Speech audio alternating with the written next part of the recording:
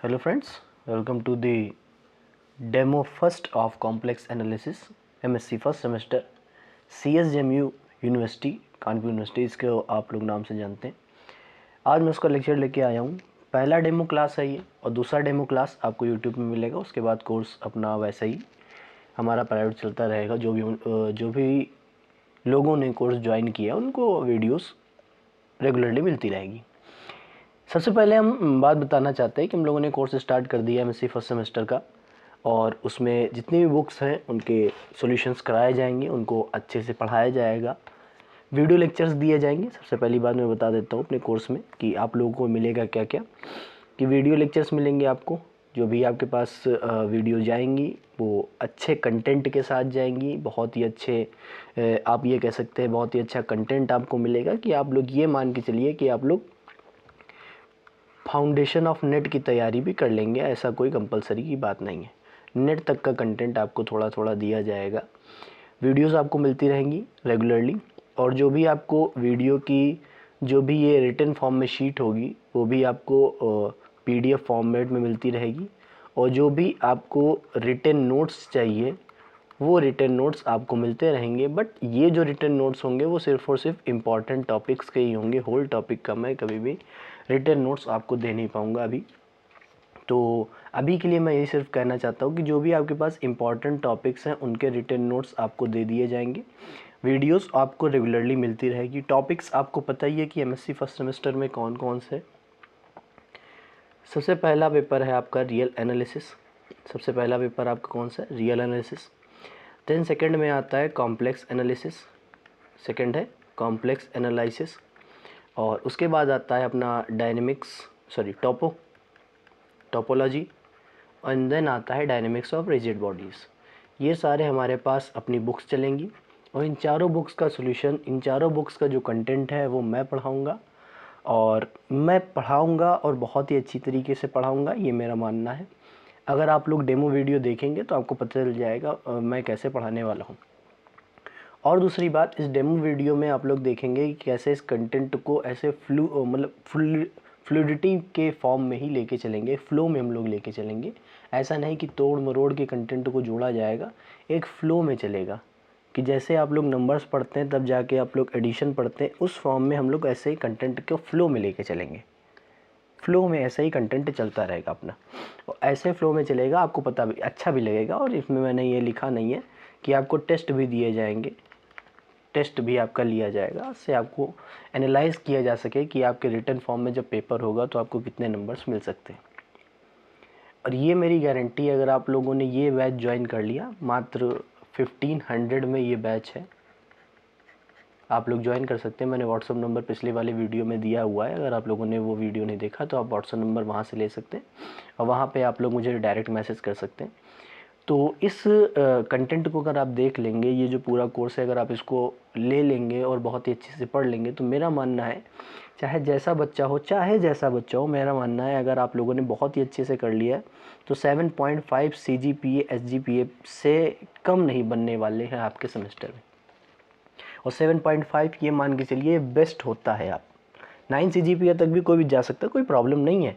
But 7.5 भी आप लोगों के लिए लगभग आपको 70% प्लस लेके जाएगा। तो ये हमारे पास फ़ायदा होगा। आपको मात्र 1500 में दिया जा रहा है सर। इतने नॉमिनल फ़ीस में कुछ नहीं मिलने वाला आपको। एमएससी का वो भी कंटेंट जिसमें नेट का सिलेबस भी इंक्लूडेड है। कॉम्प्लेक्स एनालिसिस नेट में आती है। आप जो भी लॉरेंट एक्सपेंशन पढ़ेंगे, और जो भी अपना कन्फर्मर मैपिंग पढ़ेंगे, जो भी अपनी पढ़ने वाले एनालिटिक फंक्शन पढ़ने वाले हैं, ये सारे टॉपिक नेट जेआरएफ के, और सभी से क्वेश्चन बनते हैं। नेट में ये कम से कम हमारे पास 15 से 20 नंबर का बनता है सर। ये नेट में हमारे पास 15 से 20 नंबर का बनता है।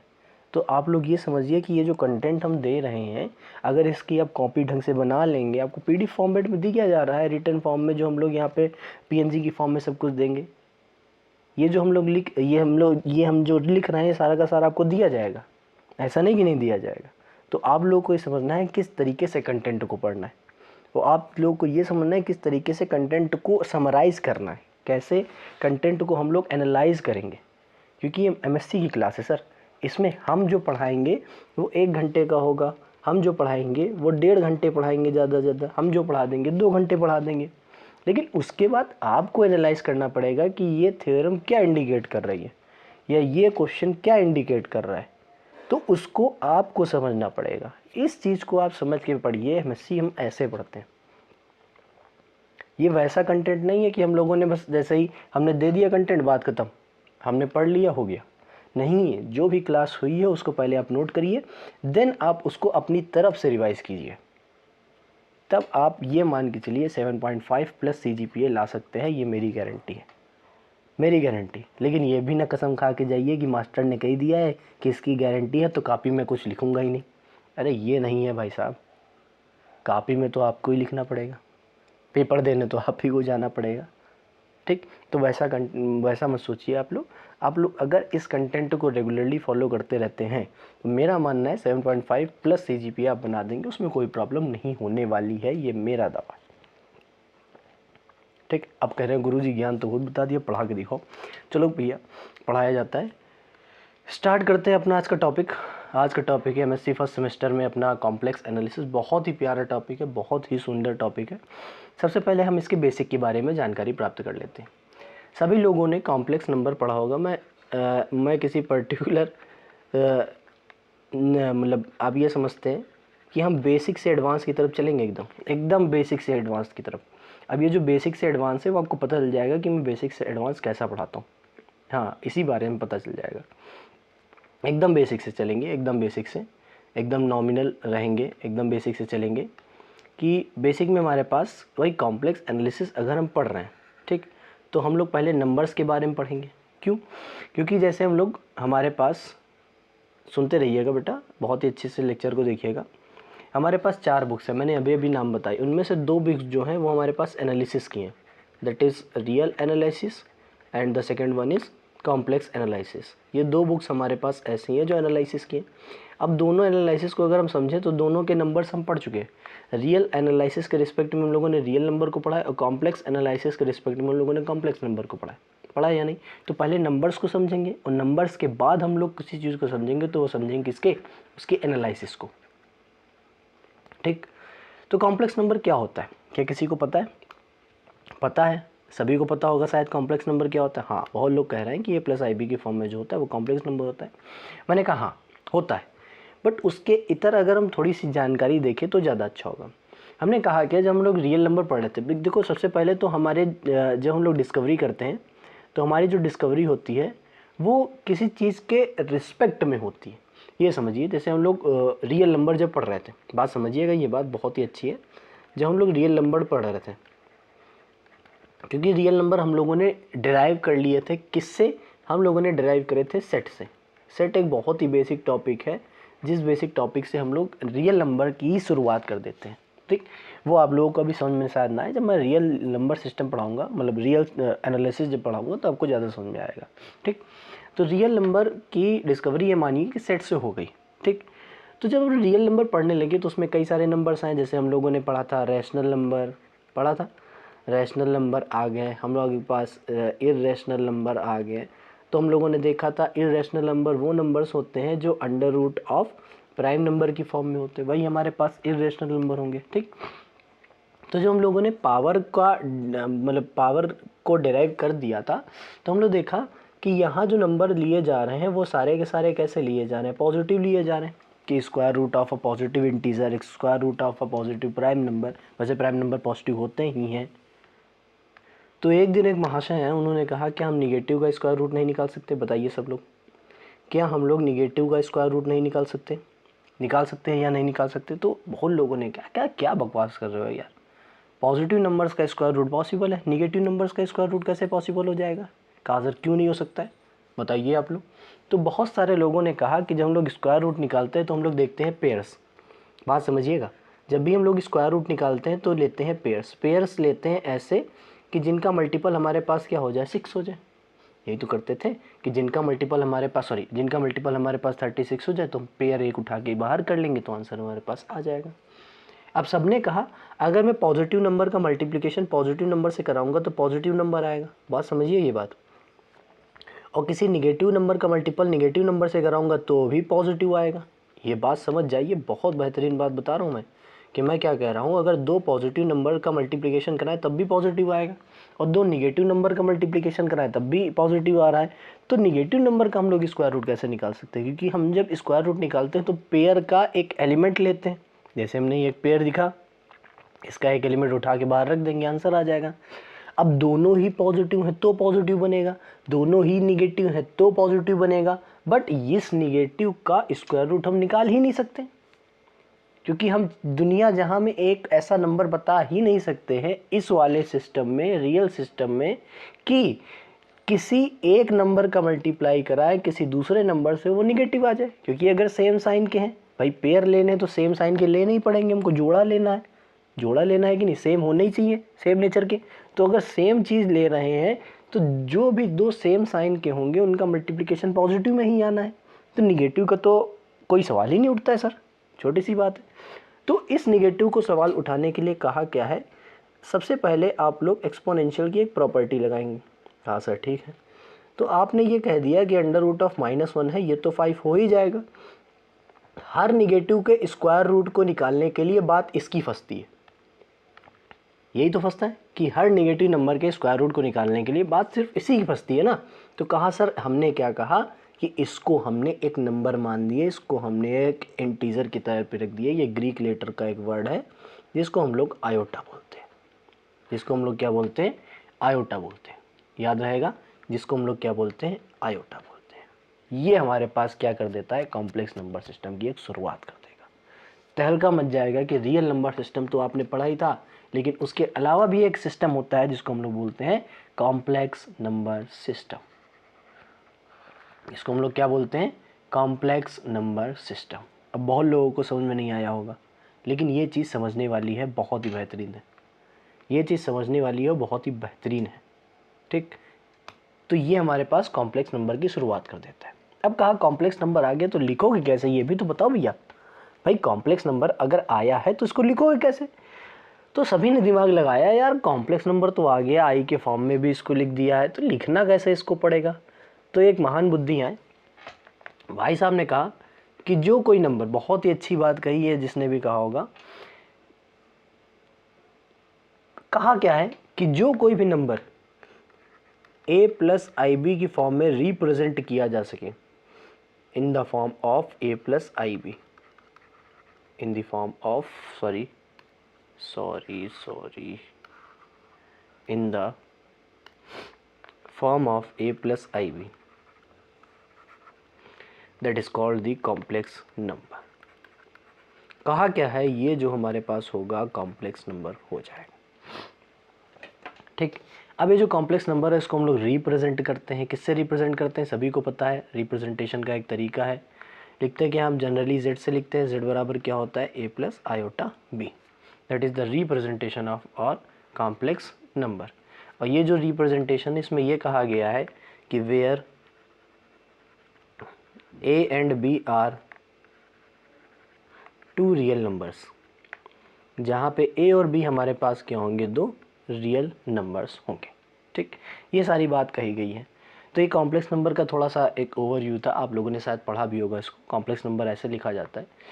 फिर इसका कॉन्जुगेट आता है जिसको हम लोग z बार से रिप्रेजेंट करते हैं, that is equal to the a minus i b, that is equal to the a minus i b. फिर हम लोगों ने यहाँ पे मैग्नीट्यूड की बात करी है कि मॉड z बराबर होता है under root of a square plus b square. What is a, real part of a, and b क्या है, इमेजिनरी पार्ट ऑफ a। पढ़ा होगा आप लोगों ने। ये सारे फॉर्मूलेज आप लोगों को याद होने चाहिए। मेरा मानना ये कि ये फॉर्मूलेज क्योंकि यूज़ आने वाले हैं, हर जगह यूज़ आएंगे। अभी हम डिफरेंशियबिलिटी, अगर आज टॉपिक चालू पाता है तो चालू करेंगे तो उसमें आप लोग देखेंगे डिफरेंशियबिलिटी में ये फॉर्मूला यूज़ हो रहा है, डिफरेंशियबिलिटी में ये फॉर्मूला यूज़ हो रहा है।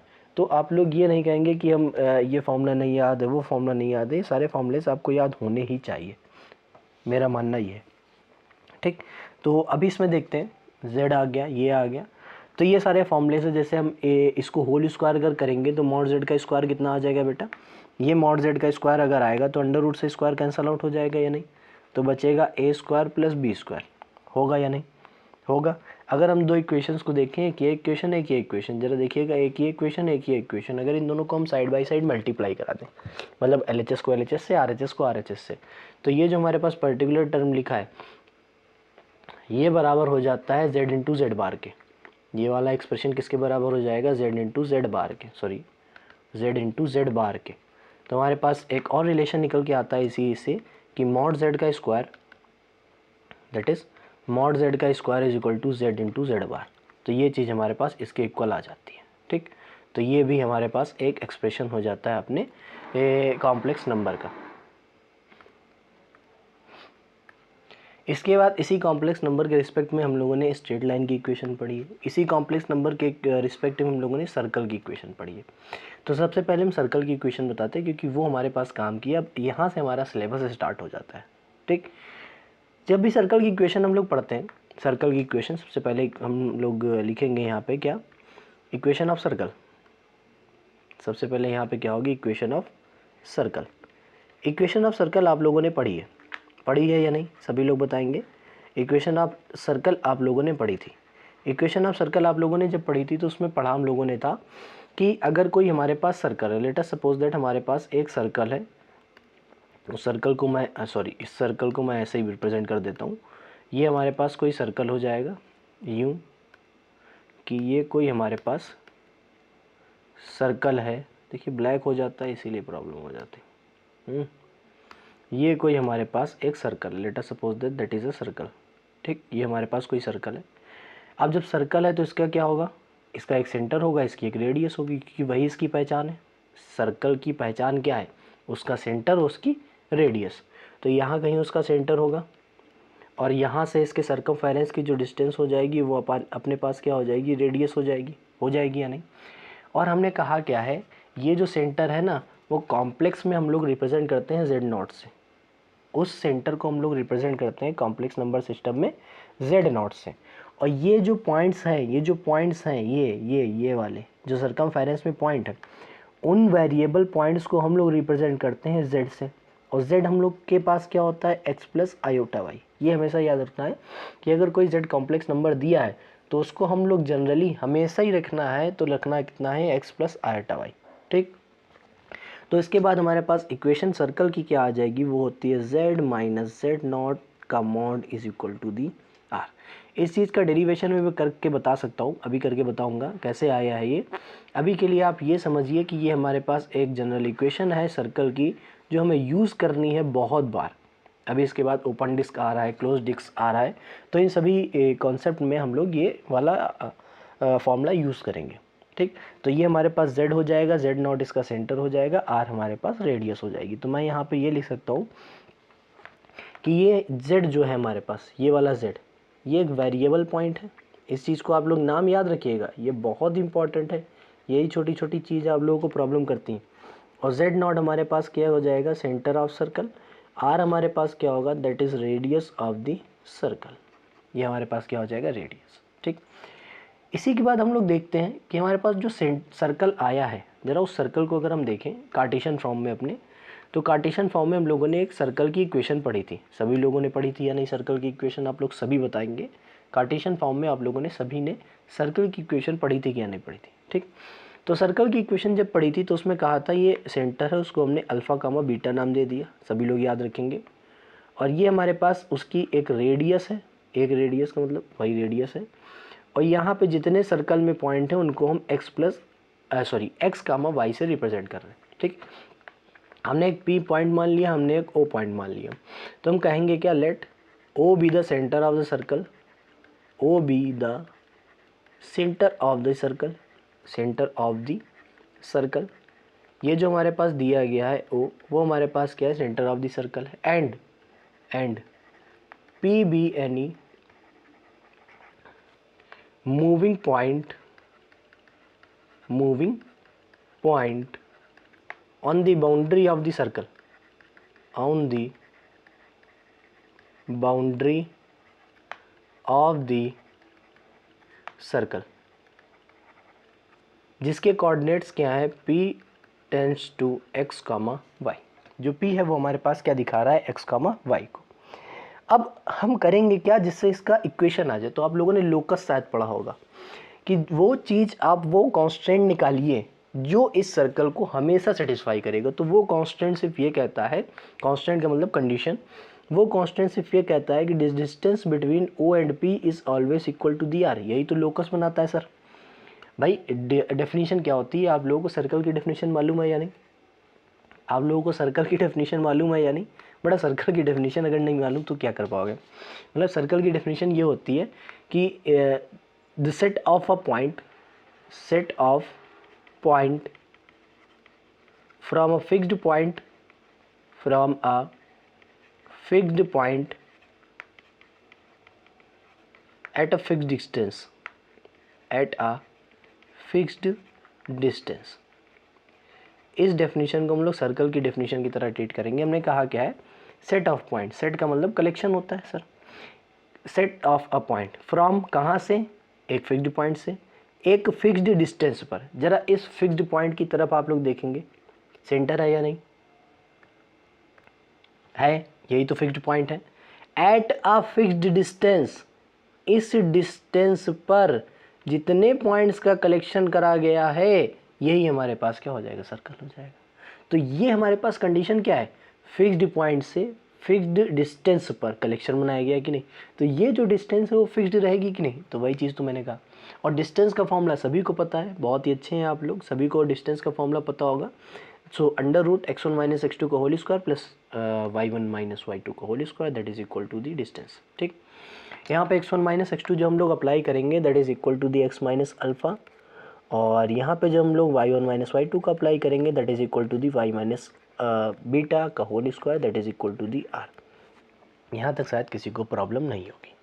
ठीक, अच्छा इसी इक्वेशन में मैंने ऐसे रख दिया, मैंने ऐसे ही रख दिया, मैंने ये इक्वेशन बना दी, इससे हम लोग सर्कल की इक्वेशन बना सकते हैं। ठीक, बन जाएगी। वैसे कितनी आ जाएगी सर्कल की equation, that is equal to the x minus alpha to the whole square तो मैंने लिखा ही नहीं यहाँ पे। ये हमारे पास आ जाएगा एक्स माइनस अल्फ़ा का whole square plus y minus beta का होल स्क्वायर, और अंडर रूट जब उधर शिफ्ट हो जाएगा तो ये आ जाएगा आर स्क्वायर। ठीक, ज़रा मेरी बात अब कॉम्प्लेक्स के तौर पे सुनिए। हमने कहा क्या था कि z एक हमारे पास मूविंग पॉइंट है, तो हमने कहा z हमारे पास अगर मूविंग पॉइंट है तो इसको हम लोग z बराबर एक्स प्लस आइटा वाई से रिप्रेजेंट करेंगे। ठीक, और अगर हमारे पास कोई भी सर्कल है उसका सेंटर z0 से अगर हम रिप्रेजेंट कर रहे हैं, z0 से जनरली रिप्रेजेंट करते हैं, और ये नॉट हमारे पास अगर होगा तो वो ओरिजिन को ही दिखाएगा।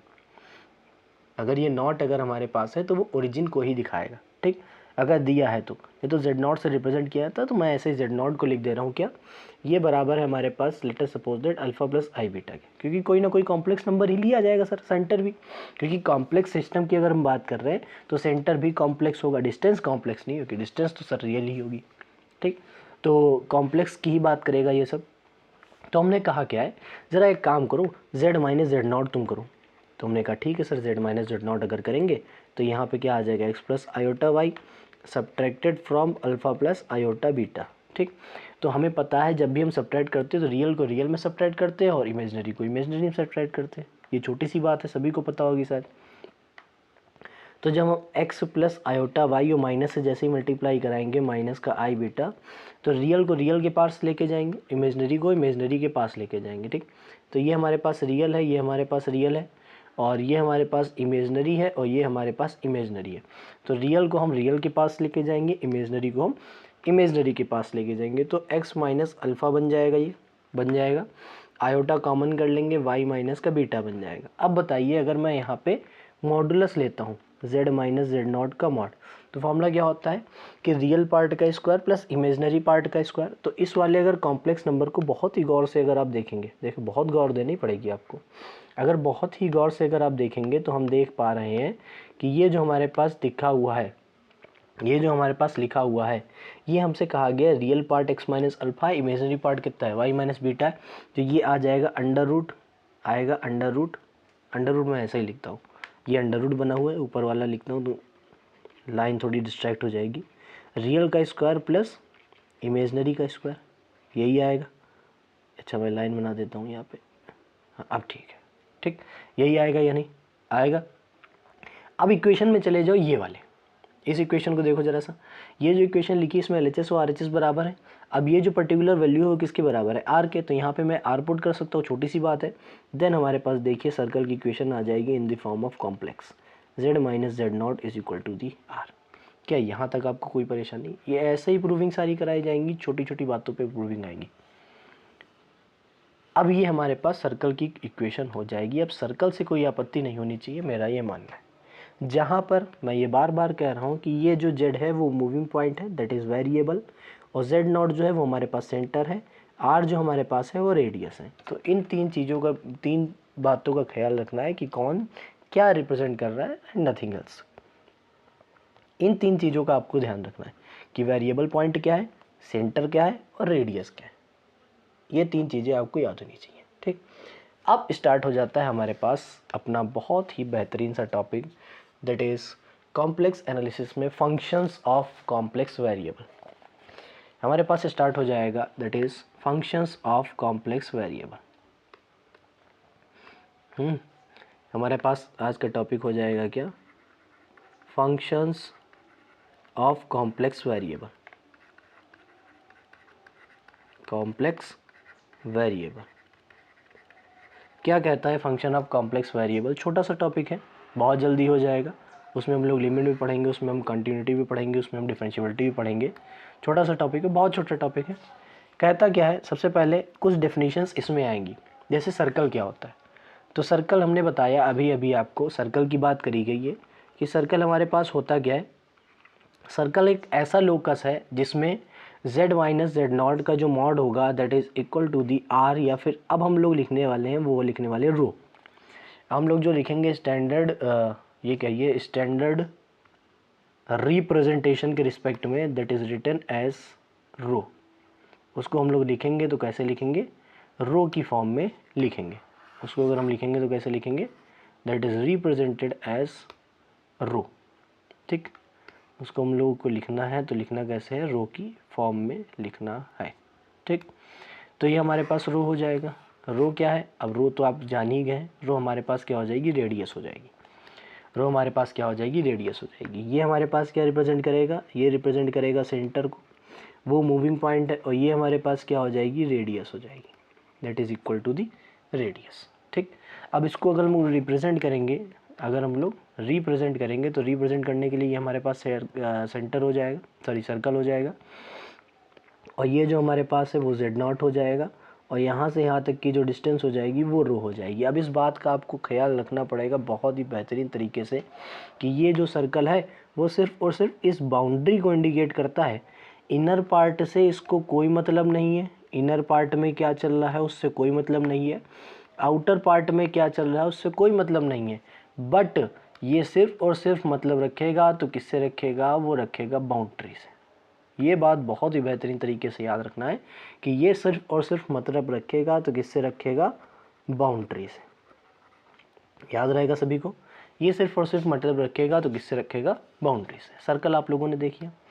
देन हमारे पास जो काम आता है वो काम आता है ओपन डिस्क का। हमारे पास अगला काम आएगा दैट इज ओपन डिस्क। क्या कहती है ये ओपन डिस्क? ओपन डिस्क एक सर्कल का ही पार्ट है, बहुत ही अच्छी तरीके से समझिएगा आप, यहाँ से सिलेबस आपका स्टार्ट है। ये हमारे पास एनालिटिक फंक्शन की बेसिक चल रही है, एनालिटिक फंक्शन का एक बेस बन रहा है आप लोगों को पढ़ाने के लिए, एनालिटिक फंक्शन, ठीक, जो आप लोग शायद पढ़े भी होंगे, हो सकता है।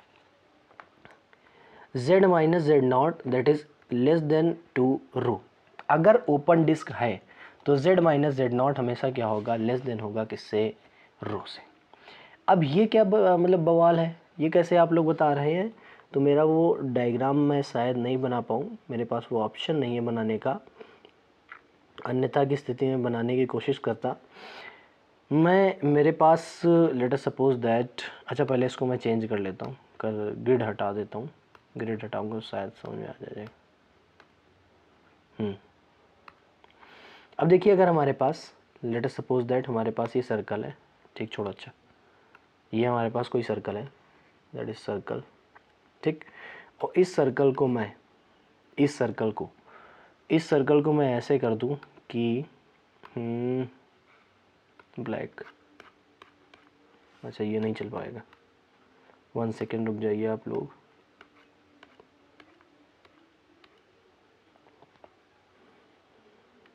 ये भी नहीं चल पाएगा, मुझे ये बनाना है एक्चुअली में, नहीं चल पाएगा। मुझे डॉटेड सर्कल एक फॉर्म करना है, 1 सेकेंड। हाँ ये रहा अपने पास डॉटेड सर्कल, मतलब ये सर्कल की फॉर्म में डायग्राम है। इस वाले डायग्राम को हम लोग ओपन डिस्क बोलते हैं। कैसे बोलते हैं समझिएगा, इस बात को बहुत ही अच्छे से समझिएगा, बस यहीं से अंतर समझ में आ जाएगा कि आप लोगों को कैसे पढ़ना है।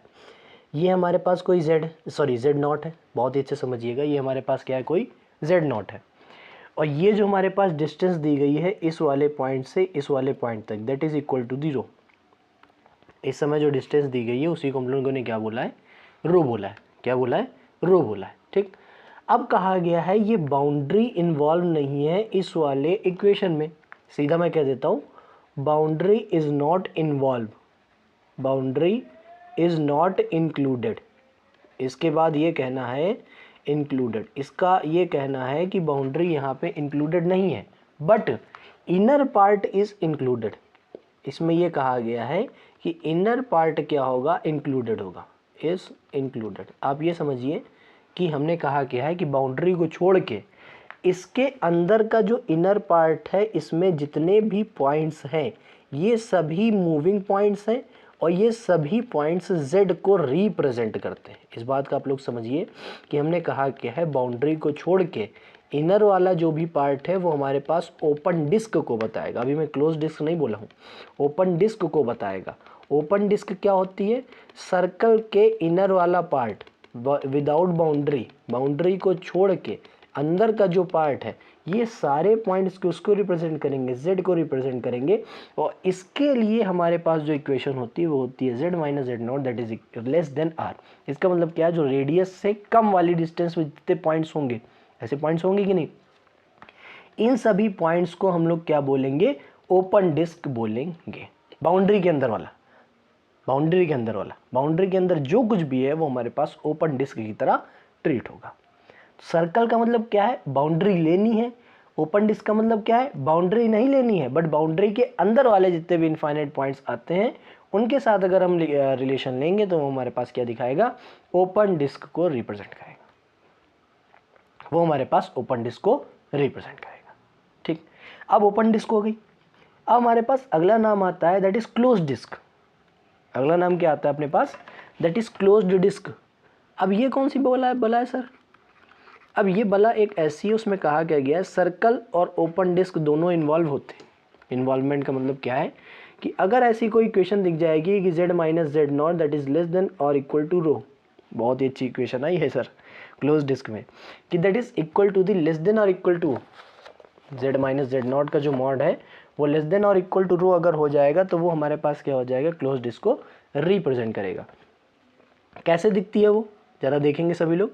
ये हमारे पास कोई डिस्क है, ठीक, और ये हमारे पास क्या, क्योंकि 2D में दिया गया ना ये, तो हमारे पास डिस्क है, और ये हमारे पास कोई यहाँ पे क्या हो जाएगा, सेंटर, दैट इज सेंटर। और ये हमारे पास यहाँ से यहाँ तक जो डिस्टेंस होगी वो हम लोग रिप्रेजेंट करते हैं रो से।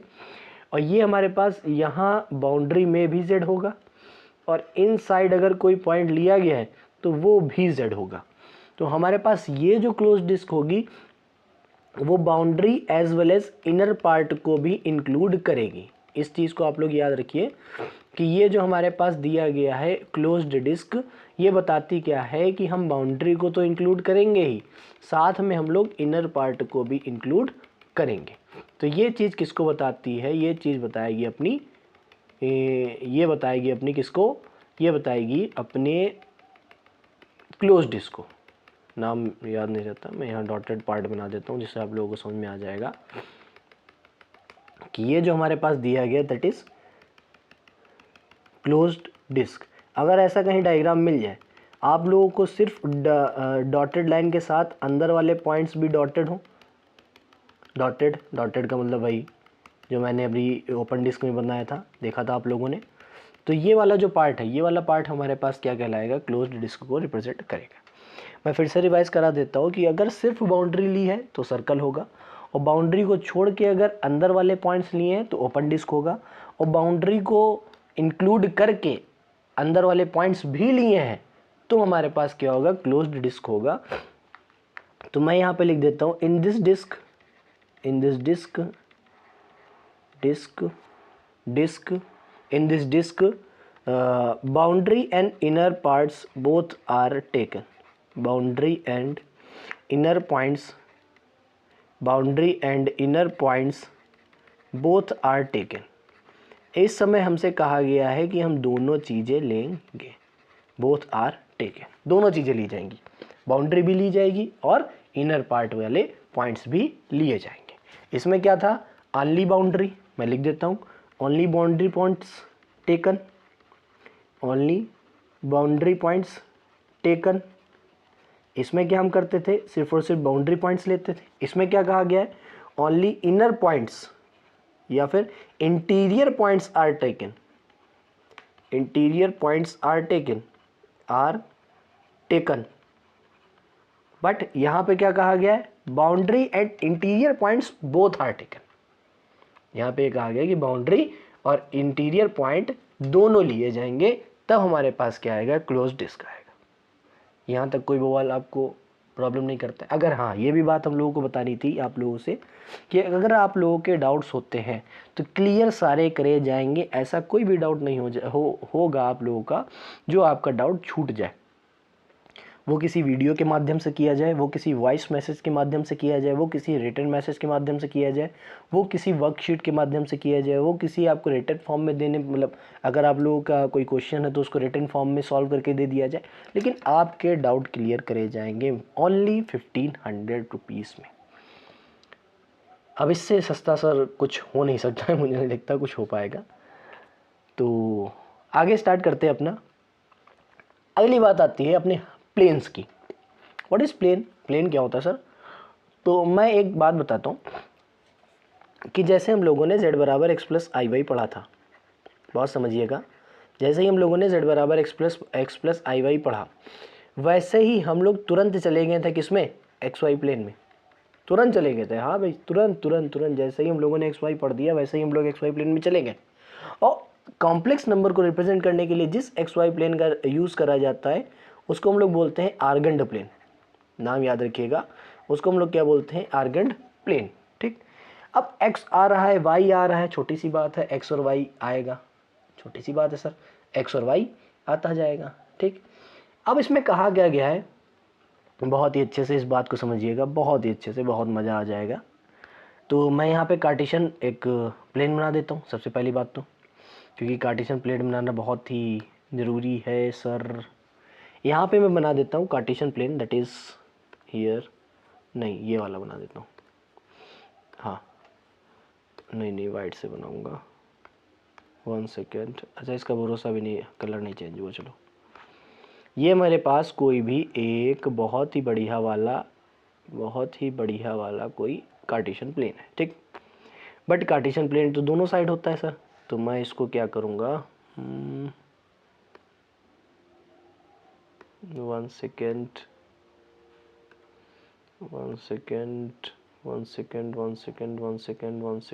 सेकेंड. इसका मिरर करूँगा तो किधर आ जाएगा ये, flip mirror, that is here and here. 1 second, एक मिनट, मैं कार्टेशियन प्लेन बना लूँ. ये हमारे पास कोई कार्टेशियन प्लेन हो जाएगा. बहुत ही अच्छे समझिएगा, मज़ा आ जाएगा आपको. ठीक. कहा गया है इस कार्टेशियन प्लेन में कि हमारे पास x एक्सिस है और y एक्सिस है. छोटी सी बात है, बहुत अच्छे से समझेंगे तो ज़्यादा समझ में आएगा आप लोगों को. ये x की पॉजिटिव डायरेक्शन को रिप्रेजेंट करेगा, ये x की पॉजिटिव डायरेक्शन को रिप्रेजेंट करेगा, और ये ओरिजिन है, ओरिजिन के उस साइड वाला मामला x की निगेटिव डायरेक्शन को रिप्रेजेंट करेगा. ठीक है सर. ये वाला जो है वो y की पॉजिटिव डायरेक्शन को रिप्रेजेंट करेगा, और ये वाला जो एरिया है वो y की निगेटिव डायरेक्शन को रिप्रेजेंट करेगा. ठीक. इसको मैं एक और बना लेता हूँ. 1 सेकेंड, कॉपी नहीं किया था क्या मैंने, 1 सेकेंड. नहीं, अरे ये पूरा डायग्राम लेना है भाई साहब, कॉपी कर दो. अब ठीक है. हाँ, ये क्या है यार, 1 सेकेंड आप सभी को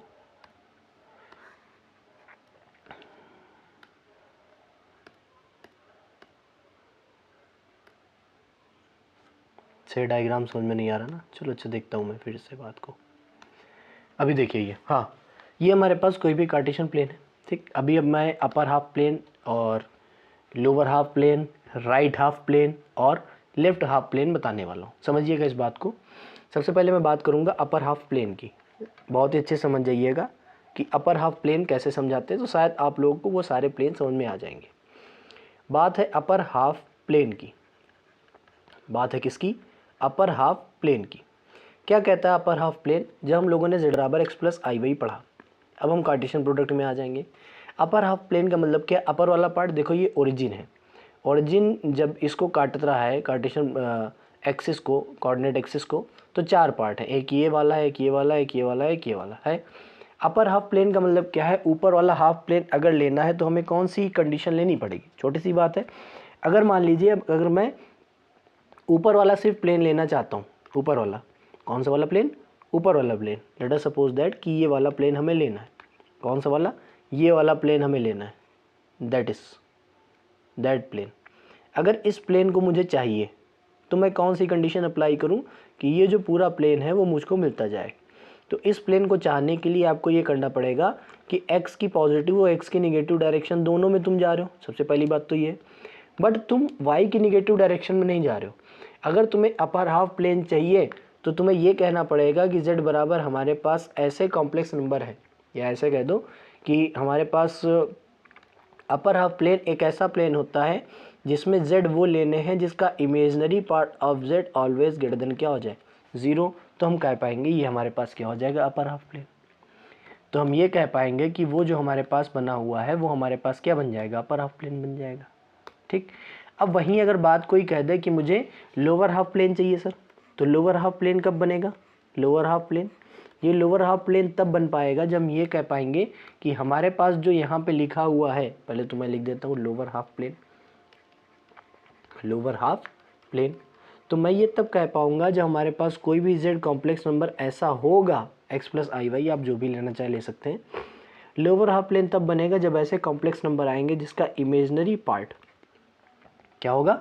इमेजनरी पार्ट क्या हो जाएगा? Less than 0। तो हमारे पास क्या हो जाएगा? वो लोअर हाफ प्लेन को रिप्रेजेंट करेगा। तो हमारे पास यहाँ पे ये जो था वो अपर हाफ प्लेन है, तो y की पॉजिटिव डायरेक्शन में जा रहे हैं तो हमेशा अपर हाफ प्लेन बनेगा। लोअर हाफ प्लेन की जब हम बात कर रहे हैं तो y की निगेटिव डायरेक्शन में जा रहे हैं तो हमेशा लोअर हाफ प्लेन बनेगा। अगर हम बात करेंगे राइट हैंड साइड की, तो हमारे पास ऐसी कुछ लाइंस आएंगी, तो हम कहाँ जा रहे हैं? x की पॉजिटिव डायरेक्शन में, तो वो राइट हाफ प्लेन बन जाएगा। जब हम लेफ्ट हाफ प्लेन में जाएंगे तो हमारे पास y की क्या होगी? निगेटिव डायरेक्शन, सॉरी x की क्या होगी? Negative direction. तो x इज लेस देन 0 पे हमारे पास क्या आ जाएगा? लेफ्ट हाफ प्लेन आ जाएगा। तो ये हमारे पास हाफ प्लेन की थोड़ी सी इन्फॉर्मेशन है जिसका यूज़ हम लोग करते हैं, जनरली करते हैं, और उसका यूज़ हम लोग करेंगे तो करेंगे कन्फॉर्मल मैपिंग में। उसका यूज़ अगर हम करेंगे तो करेंगे क्या? कन्फॉर्मल मैपिंग में, ठीक। आगे हमारे पास टॉपिक आ जाता है, अब ये सेपरेट टॉपिक है, उसको हम लोग बोलते हैं नेबरहुड, जिसको आप लोगों ने शायद पढ़ा हो, तो पढ़ा होगा NBD की फॉर्म में। किस फॉर्म में पढ़ा होगा? NBD की फॉर्म में, मतलब शॉर्ट फॉर्म में उसको बोलते हैं NBD। वैसे उसको नेबरहुड बोला जाता है, शॉर्ट फॉर्म में हम लोग NBD बोल देते हैं उसको, NBD या फिर नेबरहुड, ठीक। स्पेलिंग क्या होती है? NEIGHBOURSOOD। ये हमारे पास नेबरहुड की डेफिनेशन होती है, NBD, नेबरहुड या NBD, ठीक। क्या होता है? ये भी डेफिनेशन जो हमारी आई है वो आई है ओपन डिस्क से। मैं साफ बात बता देता हूँ, ये हमारे पास ओपन डिस्क से आई है। क्या कहता है? देखिए नाम ही तुरंत आ जाएगा, दी ओपन डिस्क। ऐसे ही फ्री हैंड आपकी क्लासेस रहेंगी, ये बात आप लोग याद रखिएगा कि the open disk z minus z naught is less than del. अब हम रो यहाँ पे नहीं लिख रहे हैं, हम लोग क्या लिख रहे हैं? डेल। डेल क्योंकि एक ऐसी पॉजिटिव क्वांटिटी है जो टेंडिंग टुवर्ड्स 0 है, is called the N B D of z naught, short form में मैं लिखूंगा N B D of z naught, N B D of z naught, इसको हम लोग क्या बोलेंगे, N B D of z naught. क्या होता है ज़रा सा इसको हम समझ लेते हैं बहुत ही अच्छे तरीके से। कभी कभी क्या होता है, इस वाले एक्सप्रेशन की जगह हम लोग ये वाला एक्सप्रेशन भी यूज़ करेंगे, तो आप लोग घबराना नहीं, मैं पहले इस चीज़ की पूरी इन्फॉर्मेशन दे देता हूँ। Less than epsilon. सबसे पहली बात आप लोग मेरी ये समझिए कि यहाँ पे जो बवाल लिखा है, ये पूरा ओपन डिस्क वाला जो बवाल लिखा है, ये बवाल जो लिखा है वो लिखा गया है एक ऐसे वेरिएबल के रिस्पेक्ट में जो डेल हो या फिर एप्सिलॉन हो that is positive but tending towards zero, but tending towards zero.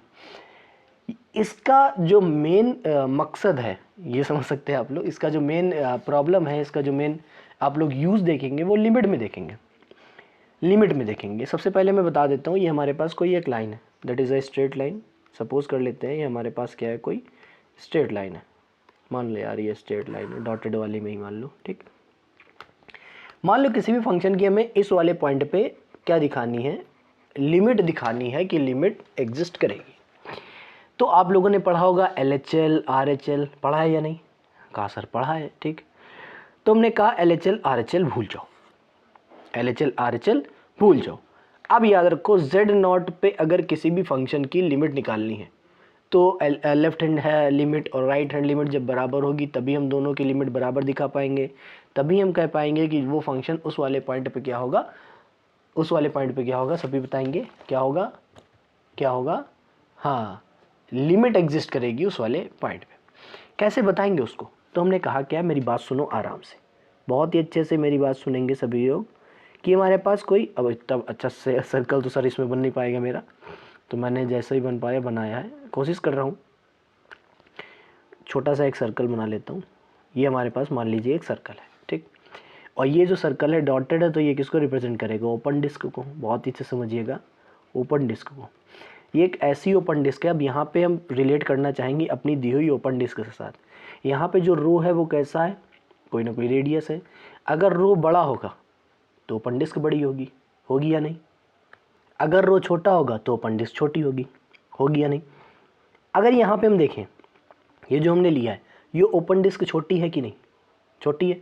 ये देखिए छोटी का फिनोमेना मैंने लिखा है यहाँ पे, क्योंकि हम लोग लिमिट में इसका यूज़ करेंगे, लिमिट में करेंगे तो कॉन्टिन्यूटी में भी आएगा, डिफरेंशिएबिलिटी में भी आएगा। ये जो वेरिएबल्स हैं, ये जो वेरिएबल्स हैं, ये हमेशा टेंड करेंगे जीरो की तरफ, लेकिन ये पॉजिटिव होंगे।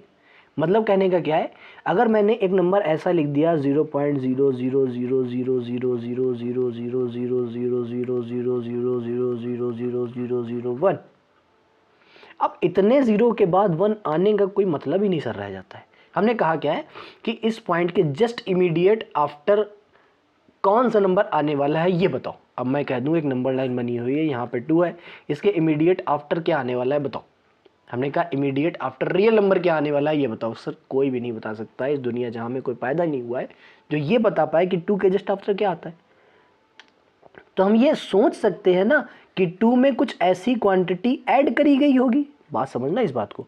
हमने कहा क्या है, 2 में कोई ऐसी क्वांटिटी ऐड करी गई होगी जो है तो पॉजिटिव बट इतनी छोटी है कि जीरो की तरफ टेंड करेगी, जीरो के लगभग बराबर होगी, तो हम ये पता कर पाएंगे कि इसके जस्ट आफ्टर कौन सा नंबर आता है, कि इसके जस्ट आफ्टर कौन सा नंबर आता है। वही बात हम लोग करेंगे अगर LHL में, तो हम कह देंगे 2 में एक ऐसी क्वांटिटी घटा दो जो पॉजिटिव है और वो भी टेंड कर रही है जीरो की तरफ, जो जस्ट आफ्टर ये बता पाएगी कि ये इसके बगल में कैसा नंबर है। अगर इन दोनों नंबर्स पे वो लिमिट सेम वैल्यू दे रहा है तो फंक्शन की लिमिट एग्जिस्ट करेगी। बात यही है ओपन डिस्क में। ओपन डिस्क क्या कहता है कि एक ऐसी डिस्क जिसके अंदर आने वाले सभी पॉइंट्स में अगर लिमिट वैल्यू सेम हो जेड तो हम कह देंगे जेड नॉट में भी उस फंक्शन की लिमिट उतनी ही होगी, उस फंक्शन की वैल्यू उतनी होगी। अब यहां पे क्या आता है, जैसे हमने लिख दिया था ये z minus Z naught that is less than del, तो ये हमारे पास आ जाता है minus Z naught, z minus Z naught. जब हम लोग मॉड ओपन करेंगे जेड नॉट तीनों साइड ऐड कर देंगे तो कितना आ जाएगा, z naught minus del, z minus Z naught plus del, z naught plus del. अब इस वाले फिनोमिना और इस वाले फिनोमिने में कोई अंतर ही नहीं रह गया सर। ये जो लिखा है और ये जो लिख दिया मैंने 2 माइनस एप्सिलॉन और 2 प्लस एप्सिलॉन में कोई अंतर है? हमने कहा क्या है, ये जो z पॉइंट है, ये z पॉइंट है, ये एक वेरिएबल है fx है। जैसे इन दोनों पॉइंट्स के बीच में अगर हम ये बता दें जितने भी पॉइंट्स आते हैं उनमें अगर वो डिफरेंशिएबल हो जाए, वो कंटिन्यूस हो जाए, उसकी लिमिट एग्जिस्ट कर जाए, तो इस वाले पॉइंट में भी एग्जिस्ट कर जाएगी। यही काम हमारे पास किसका होता है, ओपन डिस्क का, क्योंकि उसके नेबरहुड में हम ये चेक करते हैं कि उसकी लिमिट एग्जिस्ट करेगी या नहीं करेगी। हम उसके इतने बड़े सर्कल में नहीं चेक करेंगे, इतने बड़े सर्कल में नहीं चेक करेंगे। क्यों नहीं करेंगे, क्योंकि जस्ट आफ्टर LHS और जस्ट आफ्टर RHL की वैल्यू में निकालनी है, ना कि हमें ये निकालना है कि पूरा का पूरा इंटीजर बदल देना। भाई किसी एक पॉइंट पे डिफरेंशियबिलिटी या लिमिट या कॉन्टिन्यूटी निकालनी है, हमें 3 पे थोड़ी ना निकालने कहा गया। मान लीजिए हमें 2 पे निकालने कहा गया, तो 2 के जस्ट आफ्टर में जाएंगे, 2 के जस्ट बिफोर में जाएंगे। तो उसके लिए हमें एक ऐसा छोटा सर्कल चाहिए, एक ऐसा छोटा बाउंड्री चाहिए जो हमें उन सभी इनफाइनाइट पॉइंट्स की जानकारी दे पाए जिसमें हम डिफरेंशियबिलिटी या कंटिन्यूटी या लिमिट या फिर डेरिवेटिव चेक कर पाए। तो हम इतना बड़ा सर्कल थोड़ी ना लेंगे, हम छोटा सा सर्कल लेंगे, ओपन डिस्क लेंगे कि इस बाउंड्री के बाहर वाला कोई पॉइंट नहीं लेना है, लेकिन इस बाउंड्री के अंदर वाले सारे पॉइंट्स लेने हैं, जिससे हम ये डिफाइन कर पाएंगे कि ये लिमिट एग्जिस्ट करती है या नहीं करती है, ये फंक्शन कंटिन्यूस होता है या नहीं होता है, या ये फंक्शन डिफरेंशिएबल है या नहीं है। इस NBD का यूज सिर्फ ये होगा कि हम लोग लिमिट किसी भी फंक्शन की निकालेंगे तो इसी से निकालेंगे, हम लोग किसी फंक्शन का कंटिन्यूटी निकालेंगे तो इसी से निकालेंगे, हम इस किसी फंक्शन का डिफरेंशिएबिलिटी अगर निकालेंगे तो इसी से निकालेंगे। इसका यूज सिर्फ इतना है, नथिंग एल्स, और कुछ नहीं है। तो ये हमारे पास नेबरहुड की जानकारी देता है।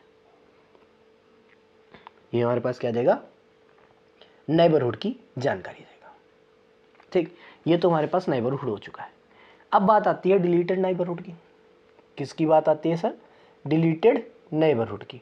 तो डिलीटेड नेबरहुड क्या बोलता है, जैसे हाँ इसको हम लोग डेल नेबरहुड या फिर एप्सिलॉन नेबरहुड भी बोलते हैं, क्योंकि डेल और एप्सिलॉन के रिस्पेक्ट में हम लोग इसको देख रहे हैं। अच्छा, ये ई टाइप का जो बना है इसको एप्सिलॉन बोलते हैं, और जो डेल वो जो बना हुआ है ऊपर ऐसा, इसको हम लोग डेल बोलते हैं, नाम याद रखिएगा। अगली बात आती है, जैसे हमने कहा Z0 पॉइंट लेना है, बट अगर गलती से इसी में Z0 इज एक्सक्लूडेड, अगर Z0 को एक्सक्लूड कर दिया जाए तो उस वाले NBD को हम लोग बोलते हैं डिलीटेड NBD। उस वाले NBD को हम लोग क्या बोलते हैं, डिलीटेड NBD। क्या बोलते हैं, डिलीटेड NBD। तो ये आज हमारे पास कुछ बेसिक जानकारी है। मैं आज आप लोगों को लेक्चर लोडिंग नहीं दूंगा, ये मैं कह रहा हूँ, ये डेमो चल रहा है। लेक्चर लोडिंग आपकी चालू होगी तो बहुत ही बेहतरीन चालू होगी, वो होगी 2 अक्टूबर के बाद। ठीक, क्योंकि 2 अक्टूबर तक मेरा थोड़ा शेड्यूल बिजी है, तो मैं 2 अक्टूबर के बाद आपकी बहुत ही अच्छे से लेक्चर लोडिंग करूँगा और आप भी बहुत ही अच्छे से पढ़ेंगे। तो मेरा मानना ये है, अगर आप लोगों को डेमो ये अच्छा लगा, सेकंड डेमो भी वीडियो आएगा, अगर डेमो अच्छा लगा हो तो प्लीज़ एक बार कोर्स लेके देखिए। पहला सेमेस्टर है, नहीं समझ में आता है तो कोई बात नहीं होगी, एक बार कोर्स लेके देखेंगे तो आपको मज़ा आ जाएगा। बहुत ही अच्छी तरीके से पढ़ाया जाएगा, बहुत ही बेहतरीन तरीके का कंटेंट हम देने के लिए तैयार हैं। तो अगर आप लोगों को लगता है तो मैंने वहाँ से व्हाट्सएप नंबर आपको दिया है, यहाँ भी देता हूँ 6394450108। इस वाले व्हाट्सएप नंबर पे आप लोग सिर्फ और सिर्फ मैसेज करिए, और मैसेज करके आप जो भी जानकारी प्राप्त करना चाहते हैं प्राप्त कर सकते हैं। इसके बाद आप लोग अपना कोर्स ले लेंगे। अगर कोई भी इच्छुक है तो मैसेज करिए, अगर कोई इच्छुक नहीं है तो मैसेज ना करिए, मैं पहले ही आपसे कह देता हूँ। तो मिलते हैं आपके अगले डेमो पर। डेमो के बाद सीधा कोर्स पे ही वीडियो सारी जाएंगी। तो मिलते हैं अगले डेमो तक। अगर आपका दिसंबर में भी पेपर है तब भी मैं कराने के लिए जिम्मेदारी लेता हूँ, क्योंकि अक्टूबर में मैं कॉम्प्लेक्स और रियल ख़त्म कर दूंगा। उसके बाद नवंबर में आपका टोपो और डायनेमिक्स चलता रहेगा, टोपो और डायनेमिक्स चलता रहेगा जब तक आपके पेपर नहीं आएंगे। इनके टेस्ट चलते रहेंगे आपके, ये जब ख़त्म हो जाएंगे तब भी इनके टेस्ट चलते रहेंगे। इस बात का आप याद रखिए, मतलब ऐसा नहीं होगा टेस्ट नहीं चलेंगे, इनके टेस्ट चलते रहेंगे। और ये आपका नवंबर में चलता रहेगा, और दिसंबर में अगर आपका पेपर भी है तब भी कोई बात नहीं रहेगी, क्योंकि चलता ही रहेगा। ये ख़त्म हो जाएगा 1 मंथ में भी, क्योंकि 2 बुक्स में पैरेलल लेके चलूँगा। अभी मैं कॉम्प्लेक्स पढ़ा रहा हूँ, डेमो जब भी ख़त्म हो जाएगा और इसके कॉम्प्लेक्स के 2-3 लेक्चर हो जाएंगे, उसी के साथ मैं रियल स्टार्ट कर दूँगा वहाँ पे। ठीक, तो ये हमारे पास पहला डेमो था। अगर आप लोगों को अच्छा लगा हो, उम्मीद करता हूँ अच्छा लगेगा भी। अगर अच्छा लगा हो तो प्लीज़ एक बार विज़िट करिए। कोर्स सिर्फ और सिर्फ 1500 का ही है। अगर आप लोग विज़िट करेंगे अच्छा लगेगा, जितने ज़्यादा स्टूडेंट्स होंगे उतने ज़्यादा पढ़ाने में मज़ा आता है। डाउट आपका कोई भी छूटेगा नहीं, सारे डाउट आपके क्लियर करे जाएंगे। तो अगर आप लोगों को अच्छा लगता है तो प्लीज़ मैसेज करिए, अगर नहीं है तो कोई बात नहीं है। तो मिलते हैं अगले डेमो के साथ, उसके बाद शिफ्ट हो जाएगा कोर्स में वीडियो। धन्यवाद।